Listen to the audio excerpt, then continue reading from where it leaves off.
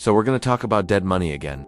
The UK economy has an odd incentive problem. We save about £70 billion a year, most of which, over £700 billion, sits in various accounts doing nothing. And that's because the current system rewards saving money more than it rewards spending it. Now that might sound sensible, but it makes no sense. We're not producing anything, we're just shuffling pieces of paper. And the thing is, even though everyone knows this, we're not able to change it because of political inertia. That's the problem. We're stuck, and that's why I say the money is dead. Anyway, let's get into the comments. The first comment says, "What nonsense. Without the ability to save, people wouldn't be able to buy houses or start businesses."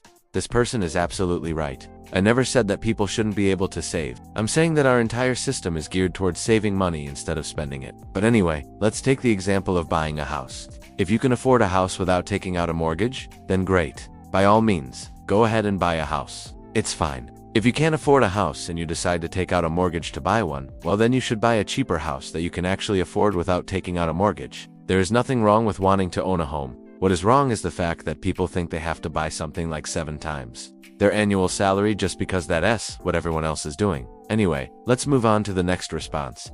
This one is saying, "Your opinion that this isn't actual saving is a dangerous generalization. With enough understanding of finance, people can use the tools available to them to build multiple streams of income to secure their future and help others to do the same." Well, this person is also right, and I agree with them, but I'm not sure what they're getting at. Of course, if people can find clever ways to optimize the system, then go for it. I'm not trying to stop people from optimizing the system. I'm saying that the system is optimized for the wrong things. And just because some people are able to game the system, that doesn't mean that the system itself is working properly. So anyway, let's move on to the next comment.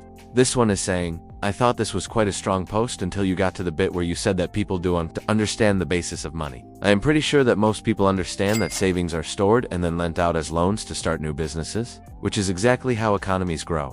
Well, this is the first pushback that I want to spend a little bit more time on.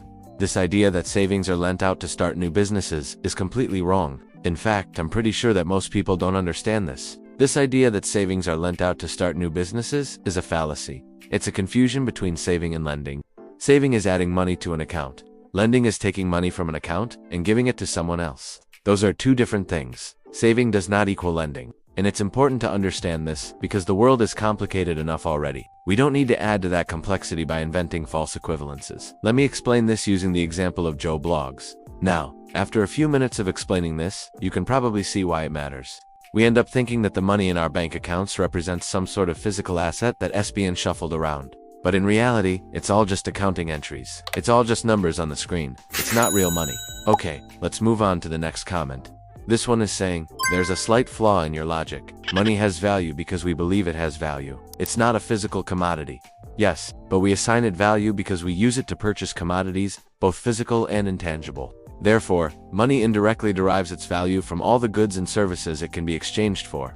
Well, this is another person who basically agrees with me, but I'm not sure what they're getting at. I'm not sure why they think that I disagree with them, but yeah, sure, money is not a physical commodity, but that doesn't mean that it's worthless. It just means that it's an accounting entry.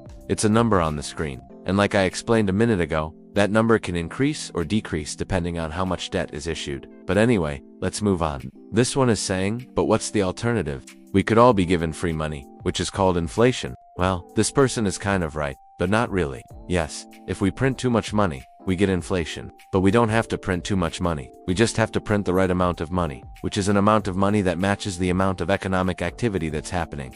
And right now, we're printing too much money. We're not printing the right amount of money. So yes, of course, there's inflation, but it doesn't have to be this way. We could fix it if we wanted to. Let's move on to the next one. This one is saying, "I think you're confusing wealth with income. Income is earned by providing a good or service.